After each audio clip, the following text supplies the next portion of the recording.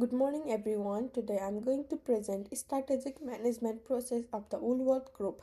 I'm not just going to describe how Woolworth went about developing their strategies but rather discuss how it was implemented and adapted to a time of significant stress, particularly in relation to pricing, competition and customer trust.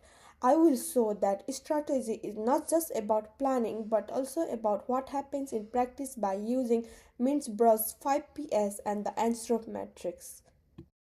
Woolworth is Australia's biggest retail store and has supermarket Big W, New Zealand Food and expanding B2B food distribution business. The company has long been regarded as a leader in fresh food and convenience, but it has been subjected to a huge cost of living burden in recent years, growing competition from Aldi and Coles, and regulatory probes.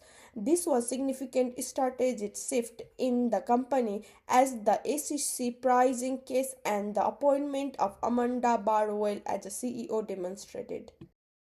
As Woolworth uses the classical strategic management cycle, environment scanning, strategic formation, strategy implementation, and strategy evaluation. But Mint believes that strategy is not a formal plan. A company can have a strategy in mind, but it might be a very different from the one that materializes. That's significant because Woolworth was looking at defending market share through prices, but they were not expected to have the legal and reputational risks associated with the implementation as it was not in their original plans.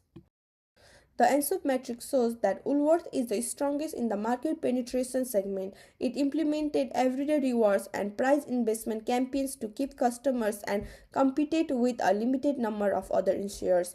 It competed with a few other insurance companies and implemented everyday rewards and price investment programs to keep consumers.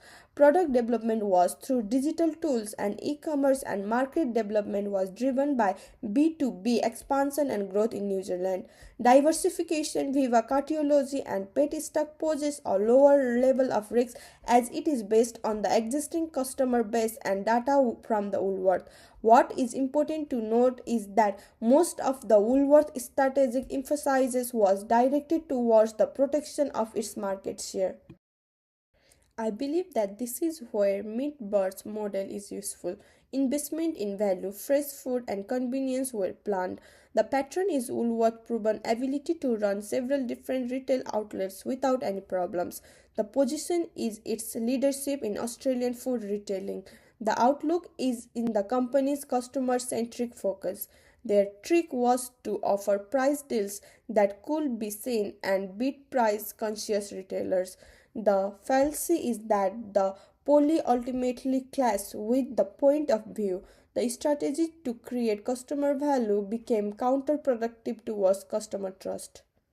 Now, in my opinion, the strategic management process has failed here. Some products were marketed as being on a reduced price after a previous price rise, the SSC claims, or leading to concern over misleading pricing. The strategic impact of the court decision, be it favoring or rejecting Woolworths, was profound. The company was in trouble, legal action, consumer class action, reputation loss, and it was hot on the bottom line. This indicates the congruence between two mental representation, intended strategy and realized strategy. A market share protection policy led to an increase in regulatory and stakeholder risk.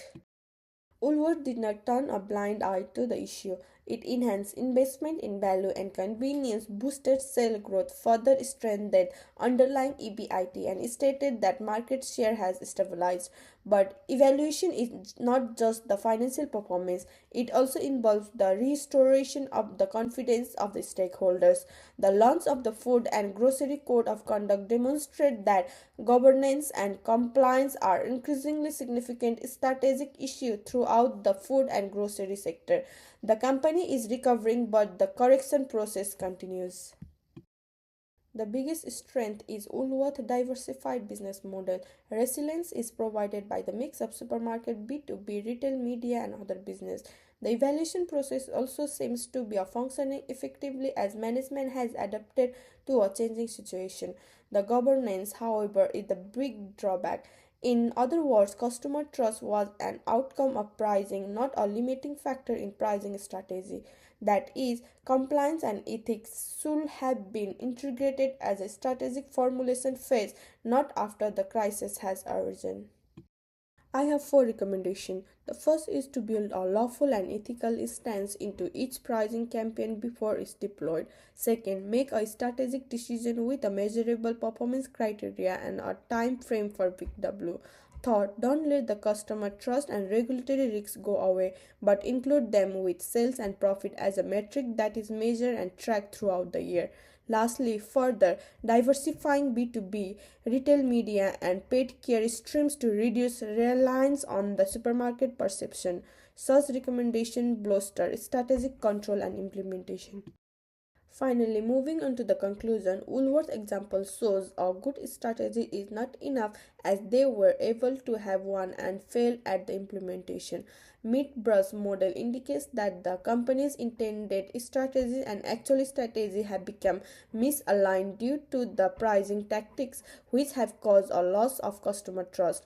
What I really learned is that strategy is not just about the competitive position you want to play, it is about making sure that you execute it in a way that is aligned with your stakeholder and organizational values.